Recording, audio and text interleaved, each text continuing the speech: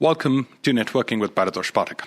In today's podcast, we're talking about leadership, the balance, the trust, and the courage that every leader needs. But even before we get started, let's address the big question. Why are we even talking about leadership in a networking podcast? Well, simply because that this is a very little known fact that leadership and networking have a huge overlap. Both are about people. The leaders have to lead people. In networking, you network with people.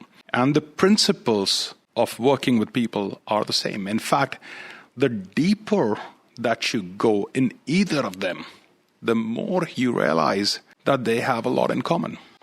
So, let's jump in. Now, today, leadership is a lot more than just managing. There was a point in time that leadership was thought of as managing people. Today, the role is much bigger. Today, it's about truly understanding people, guiding them to become more, achieve more than what they have personally thought is possible. And it's also about finding a delicate balance between doing what's right for the people and for the organization. And that's often going to get very challenging.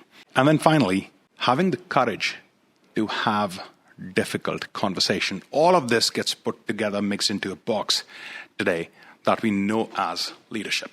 So there are three key things that I want to speak to you about today. One, leadership flaws and personal growth are all interconnected.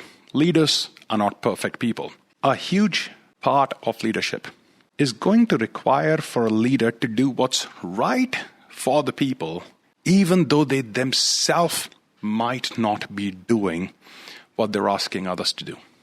I know this is going to sound controversial, hypocritical, but it's also practical. You as a leader are a human. And you'll need to understand this, that you will not be perfect. That's one. And two, the mistakes that you are making, which you will, every now and then it's going to happen, cannot be the reason that other people are not being led the way they should. I want to bring an example here. I run a program called Master Networker Program. It's a 10-month networking training coaching program. And one of the things we do in that program is we divide groups. And in those groups, we have leaders. And those leaders are participants of the program themselves. And these are often the people themselves have not done what they were supposed to do in their business, and yet will have the responsibility of ensuring that their team is doing what they're doing. And a good leader needs to be able to separate these two things out. And this is the hardest thing that you'll need to do as a leader. To be able to separate the mistakes that you are making from the role and responsibility that you have towards other people. A lot of leaders are in this internal conflict that how can I go ask my people to do something when I myself may not be doing that. And this is good. If you've got this conflict, that means you're striving to be authentic. That's amazing. But then a situation where you're always just doing right is highly unlikely. To the world, you're going to be the person of the highest standards, the unshakable will, the unbreakable power. But deep down inside, you know that you're just human. And you will always be.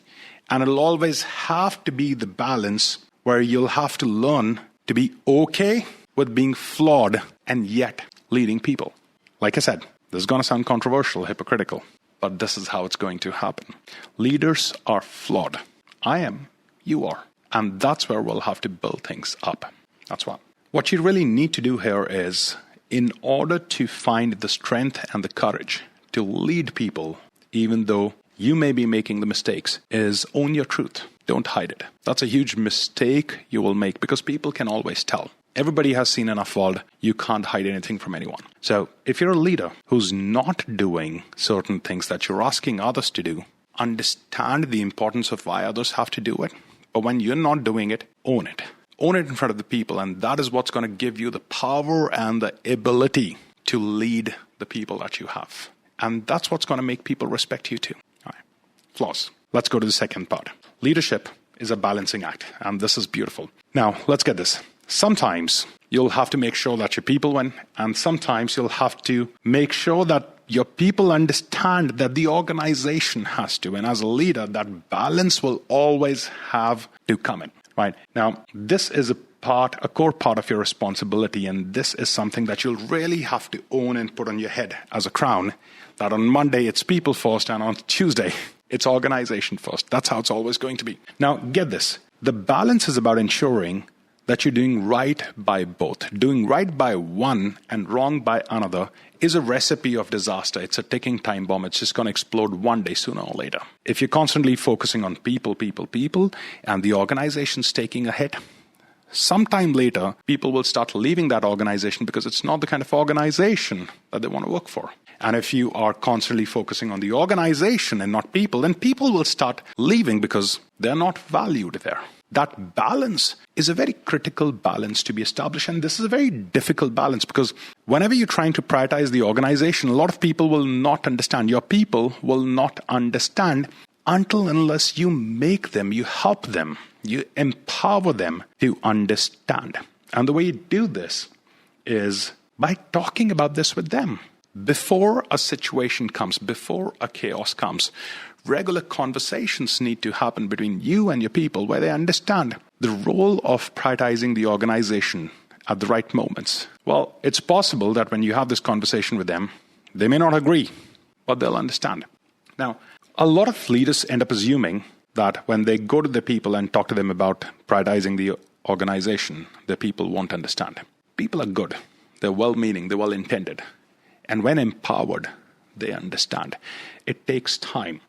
But if you are a manager, not a leader, if you're just managing the projects, if you're just managing the people, if you're just managing things, then they're never going to understand. It's just not going to happen. But if you're the kind of person or leader here who takes time out to connect with people, to have conversations with them from time to time, and where you empower them, where you support them, they will understand. They will. In the beginning, slow, less, and as the time goes, more. And they will always value you for it. This is something that you'll have to keep building into people. And this is what trust is. When you are focusing on people, when you are talking to them on matters that are extremely important for their own success, even though they may not feel it's in their interest in the short term, and you become the kind of person who can help them see, that's where the trust starts to come in. So as a leader, learn to balance. Cool. Let's talk about the third thing, finding the courage to have difficult conversations. In fact, this whole podcast is inspired by a conversation I had with one of my colleagues. He's now supposed to have a difficult conversation with someone that we deal with, and he was nervous about it. And the whole idea of this podcast came from that. All right. Now, I'm always inspired by people who are running countries, the leaders, the presidents, the prime ministers, the other ministers, right? And I wonder, time to time, how much they have to manage. They have to manage economies, global perspectives, opposition, threats, and so much more. And if they're capable of running entire economies while managing so many things at a point in time, can we not just manage a business, a couple of people? Okay. They have departments, yes. They have a lot of people. They have a huge workforce to work with them, but also understand that they work with people in those departments who are very difficult to lead. We see that in the news every single day, right? It's not easy. Just because you are in a position of power doesn't mean that people will blindly follow you. We see this in the organizations, and we see this in the government, every place. So yes, they have a lot more resources, but they're also dealing with a lot more difficult people. And they've learned to manage that, and that's a great source for us to go and draw inspiration from. If they can do this, we can do our part. Okay. Now, how do we get prepared for difficult conversations? Number one, whenever you're about to have a difficult conversation, acknowledge, be okay with the fact that this conversation is going to be difficult. Don't hide, don't run away, and definitely don't avoid. And once you've acknowledged, the next part is you focusing on the value, the importance of having this conversation with whosoever you're supposed to be having that conversation. That value and importance is where the lot of strength, courage lies in. And next, then you got to prepare. This is something that a lot of leaders don't do. Anytime you are planning on having a difficult conversation, prepare. Whether it means making notes, then make notes. Figure out what you're going to say. Figure out how you're going to help people understand the logic behind what you're discussing. Prepare. And then have that conversation. In our training programs, I often talk about a concept called the shit sandwich. I learned this from a gentleman called Neeraj Shah. He was the national director of this organization called BNI. And that time I had franchise of this platform called BNI in Gurgaon. And Neeraj used to talk about this concept called the shit sandwich. Right? What's a shit sandwich? Right? Sandwich has bread, and coleslaw in between. Right? So the shit sandwich typically represents delivering a bad news or having a tough conversation with someone, and you create a sandwich of it. So what you do is you start with something good, which is genuine and authentic, and from there, you bring in the tough conversation, and then you close it with something good again. I think I would have learned this nearly 15 years ago. Neeraj spoke about this once. I've still not forgotten. It is a very valuable tool. So, as a leader, you will need to have difficult conversations again and again with your people. It's just not an option. It is, let's put it very simply, you cannot be a leader without developing the ability to have difficult conversations. So you do that. You acknowledge the difficulty, you focus on the value of the conversation, you prepare. Use the shit sandwich if you have to.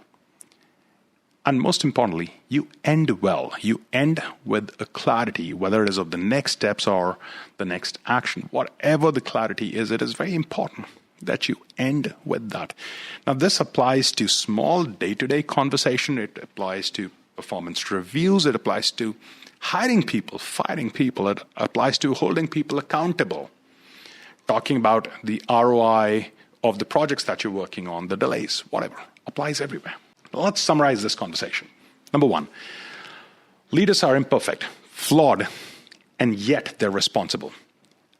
Learn to be okay with that and lead. Learn to be okay with being flawed and lead. Second, talk to your people, empower them, educate them, help them understand your side of the world and help them understand that before the time comes. If you are talking to them about your side of the world when you are in middle of a difficult conversation, it is late, it is too late. So when things are okay, that is when you talk to them about it. And the third one, difficult conversations are part of a game. But the most important thing here is that it's a skill that you can learn and master with practice. Become okay with that too. This, I want to close today's podcast. I would love to hear your point of view on what we've discussed here today. What you agree upon, what you don't agree upon. What do you think more can be relevant in this conversation? So do share your views or the next conversation, next topic you'd like for me to take on. Until then, this is Paritosh Pathak signing off. See you in the next episode.